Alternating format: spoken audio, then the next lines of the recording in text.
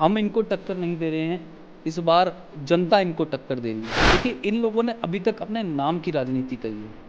जन सेवक क्रांति पार्टी हमेशा काम की राजनीति कर रही है, कार्यनीति कर रही है और सेवा नीति कर रही है। हमारे नगर निगम जो भ्रष्टाचार का अड्डा बन चुका है, उसमें जो काम नहीं हो पाते लोगों के, जो इन्होंने कूड़ाग्राम बना दिया गुरुग्राम को, वो साफ सफाई होनी चाहिए। लोगों ने हमें एक ही बात, हमने आज तक अपने सांसद राव इंद्रजीत को गुड़गांव में नहीं देखा। और इससे ज़्यादा आश्चर्य की बात यह भी है कि उन लोगों को नाम भी नहीं पता कि हमारा सांसद है कौन। और ये सत्य है कि राजनीति के अंदर बुद्धिजीवी और शिक्षित लोगों की परसेंटेज बहुत ही कम है। तो मैं कोशिश कर रहा हूँ कि पढ़े लिखे लोगों को लाऊं। लोगों का समर्थन मिलता है, लेने वाला चाहिए। लोग समर्थक नहीं बनाते, लोग अपने फैंस बनाते। कहते हो कि ये सच में हमारा इंसान है, हमारा आदमी है, हमारा ऐसा प्रतिनिधि है जिसके साथ हम चल सकते हैं, जिसके साथ हम खड़े हो सकते हैं, जो हमारे साथ बैठता है तो सुख दुख में खड़ा होता है। नमस्कार, आप देख रहे हैं नव समाचार। मैं हूं रमाकांत उपाध्याय। लोकसभा का चुनाव तेजी पकड़ चुका है हरियाणा के अंदर। जहां 10 सीटों की बात की जाती है, वहां पर एक गुड़गांव से एक नई पार्टी जन सेवक क्रांति पार्टी ने 2021 में कदम रखा था। आज लोगों के बीच में जाकर लोगों को उनकी जो गारंटी है, उनके आगे के कार्य हैं, जनता की सेवा के लिए या सेवक के रूप में ये पार्टी काम करना चाहती है, लोगों को भा रही है। हमारे साथ में पार्टी के राष्ट्रीय अध्यक्ष अंकित अलग जी बैठे हुए हैं। अलग जी, कैसे देख रहे हैं कि आज लोकसभा का चुनाव आपके सामने है, जहां पर आपके सामने राज बब्बर कांग्रेस से आते हैं, दूसरी तरफ राव इंद्रजीत आपके सामने भाजपा से आते हैं, राहुल फाजिलपुरिया भी हैं जो कि जननायक जनता पार्टी से हैं। कैसे देख रहे हैं कि यहाँ पर आज जन सेवक क्रांति पार्टी के प्रत्याशी विजय और आप लोगों की जो जनता के बीच में एक जन समर्थन के लिए आप जाते हैं, तो जनता की क्या मांगें हैं और क्या चाहते हैं? देखिए, आप बिल्कुल सही कह रहे हैं कि हमारे सामने यहाँ के जो सांसद हैं राव इंद्रजीत जी, और कांग्रेस के प्रत्याशी हैं जो एक्टर हैं, जो अभिनेता हैं राज बब्बर साहब, और एक गायक हैं, बहुत अच्छे रैपर हैं राहुल यादव फाजिलपुरिया जेजीपी से। मैं समझता हूँ हम इनको टक्कर नहीं दे रहे हैं, इस बार जनता इनको टक्कर दे रही है। क्योंकि जनता जो है वो जन सेवक क्रांति पार्टी के साथ पिछले 3 साल से दिल से, मन से, तन से जुड़ी हुई है। तो मुझे लगता है हम कौन होते हैं टक्कर देने वाले इतने बड़े लोगों को, इनको जनता इस बार टक्कर देने वाली है। और रही बात समर्थन की, जब से हमने अनाउंस किया है 22 अप्रैल को कि लोकसभा का चुनाव है और पहला चुनाव जन सेवक क्रांति पार्टी का है, सौभाग्य से ये लोकसभा आ गया, तो उसके बाद से ही हम लोगों ने मेहनत शुरू कर दी है। संघर्ष तो हम 3 साल से कर ही रहे हैं। लोगों को अच्छा लगा कि हमने एक प्रत्याशी जो कि विजय यादव नाम है, जिनका शिकोपुर से हैं, जो ज़मीनी नेता हैं, ज़मीन से जुड़े हुए हैं। और रही बात मुद्दों की, देखिए, इन लोगों ने अभी तक अपने नाम की राजनीति करी है। जन सेवक क्रांति पार्टी हमेशा काम की राजनीति कर रही है, कार्यनीति कर रही है और सेवा नीति कर रही है। हमारा मुद्दा है, हमारे गुड़गांव में अच्छा अस्पताल होना चाहिए, हमारे गुड़गांव में अच्छे स्कूल होने चाहिए, हमारे गुड़गांव के युवाओं को रोजगार मिलना चाहिए, हमारे नगर निगम जो भ्रष्टाचार का अड्डा बन चुका है, उसमें जो काम नहीं हो पाते लोगों के, जो इन्होंने कूड़ाग्राम बना दिया गुरुग्राम को, वो साफ़ सफाई होनी चाहिए। और जो मूलभूत सुविधाएं हैं, चाहे वो पानी हो, चाहे वो बिजली हो, ये हम लोगों को मिलना चाहिए। यही हमारे मुद्दे रहने वाले हैं जी। परंतु जब आप जनता के बीच में जाते हैं, उनसे जब समर्थन की बात करते हैं, तो वो क्या कहते हैं कि 20 साल से रहे हुए सांसद हमारे बीच में कितना काम कर रहे हैं, या फिर वो कहते हैं कि नहीं भैया, हमारे यहाँ तो बहुत अच्छा काम हो रहा है। अंकित अलग जी, आप अपना समय मत खराब करिए, हम तो भाई इंद्रजीत जी को वोट करेंगे। या फिर ये कहते हैं कि भैया, हमारे यहाँ तो इतनी दिक्कत है कि एक भी आज तक कोई भी कैंडिडेट जो भी आया है, या फिर राव साहब जब से यहाँ जीत रहे हैं, कोई हमारे काम नहीं हुआ। क्या मिलता है आपको रिजल्ट वहाँ पे सुनने को? सर, आपको आश्चर्य होगा ये जान करके, जब हम लोगों के बीच जाते रहे हैं, और बल्कि अब तो चुनावी माहौल है, अब तो हम जा रहे हैं, उससे पहले भी हम जाते रहे हैं, तो लोगों ने हमें एक ही बात की, हमने आज तक अपने सांसद राव इंद्रजीत को गुड़गांव में नहीं देखा है। और इससे ज़्यादा आश्चर्य की बात यह भी है कि उन लोगों को नाम भी नहीं पता कि हमारा सांसद है कौन। तो जिसको नाम नहीं पता, जिन्होंने देखा नहीं, और वो तो उनका दर्द, उनका दुख, वो तड़प, उनकी जो तरस रहे हैं वो, कि उनको पीने के पानी मिले, उनको साफ सफाई मिले, उनको अस्पताल मिले। वो तो जब हम जाते हैं तो उनको लगता है कि कोई सहारा आ गया, कोई हमारी बात सुनने आ गया। हाँ, लोगों में क्रोध भी है, लोगों में आक्रोश भी है, उनकी उम्मीद टूट चुकी है इन नेताओं से। वो हमें यही बोलते हैं कि आप भी आ गए हो, लेकिन हम कोशिश करते हैं, हम उनको समझाते हैं कि देखिए, रात को जब हम सोते हैं तो हमें मालूम नहीं होता कि सुबह उठेंगे, लेकिन हमारे पास उम्मीद की किरण होती है कि हम सुबह उठेंगे। तो हम कोशिश कर रहे हैं, जन सेवक क्रांति पार्टी गुड़गांव वासियों के लिए एक उम्मीद की किरण बनने का काम कर रहे हैं। और ये सत्य है कि राजनीति के अंदर बुद्धिजीवी और शिक्षित लोगों की परसेंटेज बहुत ही कम है। तो मैं कोशिश कर रहा हूँ कि पढ़े लिखे लोगों को लाऊं और उन लोगों से काम कराऊं। परंतु जिस प्रकार से राव इंद्रजीत और उनके भारतीय जनता पार्टी के लोगों का कहना है कि हम गुरुग्राम के अंदर बहुत बड़े बड़े हमने ब्रिज बनाए, अंडर बाईपास बनाए, आज हम बस स्टैंड की हालत को सुधार रहे हैं। उनका कहना है कि हम तमाम ऐसे काम कर रहे हैं जिससे कि गुरुग्राम अब मिलेनियम सिटी के नाम से जाना जाता है। जहाँ पर चलने के लिए रोड नहीं हुआ करते थे, वो हमने रोड दिए हैं। इस पर आपकी क्या टिप्पणी है? देखिए, मैं ये कहना चाहता हूँ, कहा जाता है जिनकी नीयत अच्छी होती है ना, उनकी नीति अच्छी होती है, और जिनकी नीति अच्छी होती है उनके कार्य में गति होती है, और जब कार्य में गति होती है तो प्रगति होती है। इनकी कोई ऐसी नीयत नहीं है कि अच्छी नीति बना सकें, क्योंकि ये कागजों पे काम करना पसंद करते हैं। इसका मेरे पास एक जीता जागता उदाहरण है। आप अगर नेशनल हाईवे पे देखेंगे, एक राठीवास गांव है, एक दिनोकरी गांव है, एक भुकेड़ा गांव है। वो 3 गांव राव इंद्रजीत जी का बहिष्कार कर रहे हैं। उसका कारण बताता हूँ। आज से 20 साल पहले, 15 साल पहले उन्होंने फ्लाईओवर की घोषणा करी, अपना स्वागत करवाया उन्होंने, और उन्होंने ये कहा कि मैं इस फ्लाईओवर को बनवाऊंगा।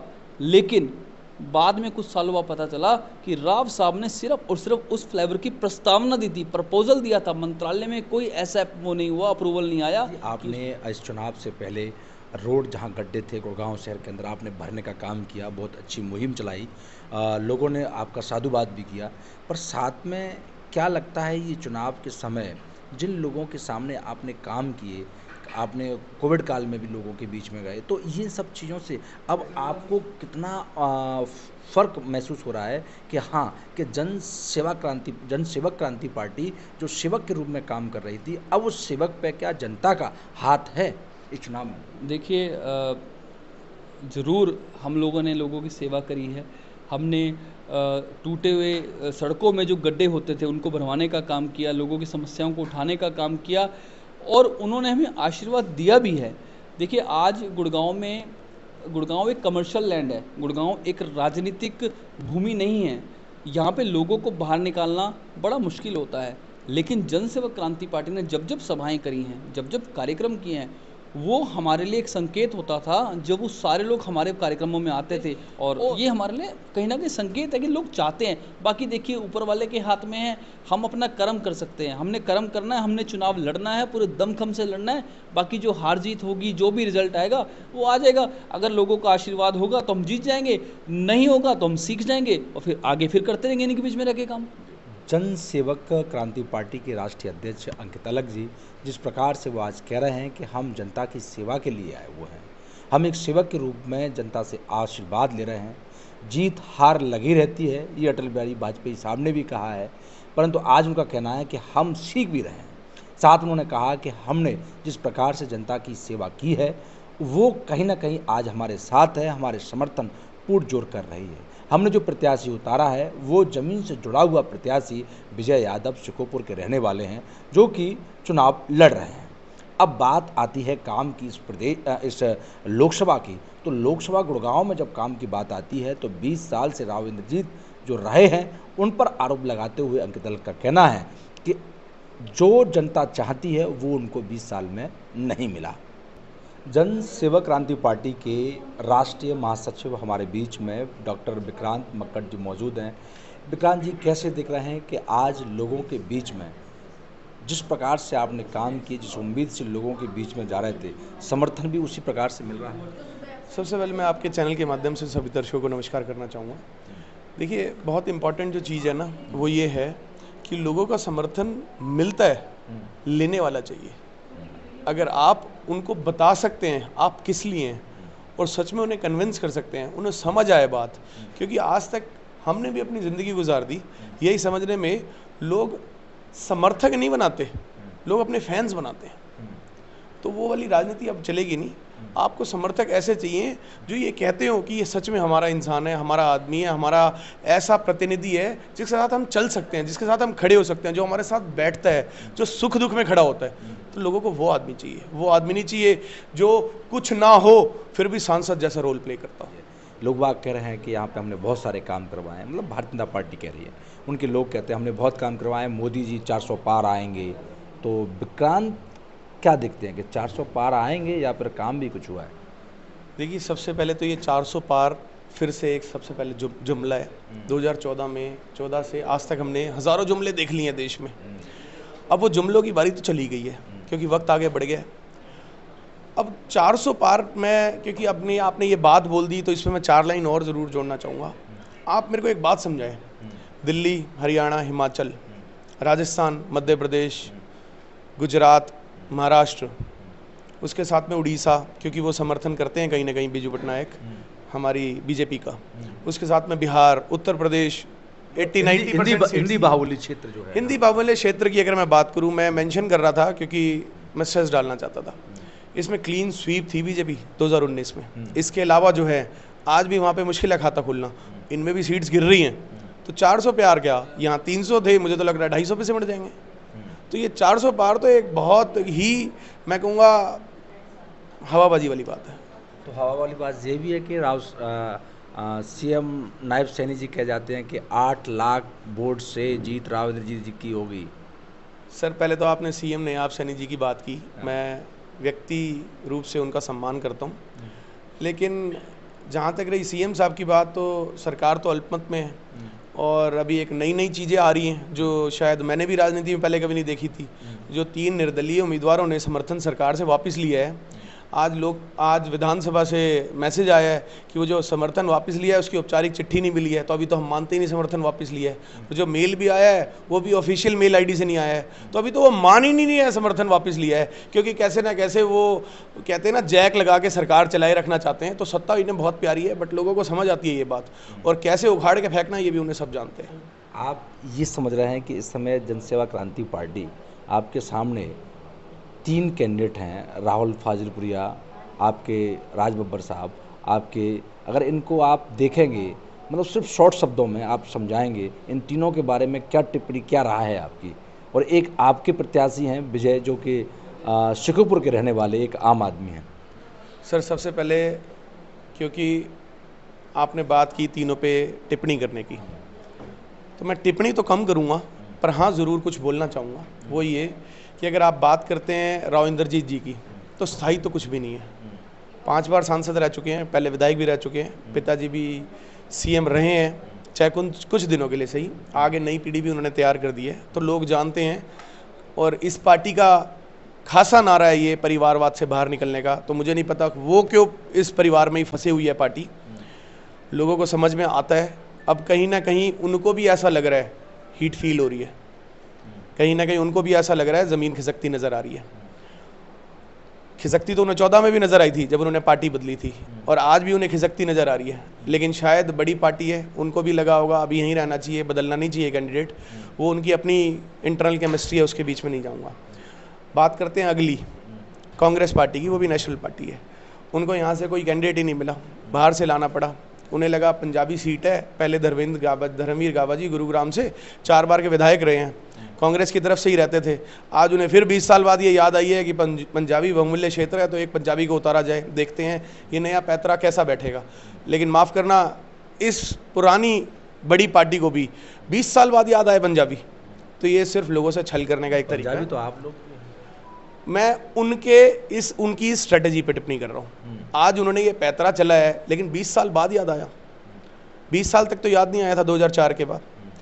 अब बात करते हैं, जब आपने अभी जेजेपी की नाम लिया, जेजेपी का गुरुग्राम में कोई आधार नहीं है। मैंने उनको गुड़गांव विधानसभा, पटौदी विधानसभा, बादशाहपुर विधानसभा, और जहाँ तक रही मेवात की बात, बहुत ही कम काम करते देखा है। और ज़रूर अच्छे आर्टिस्ट हैं, मैंने काफ़ी सुना है।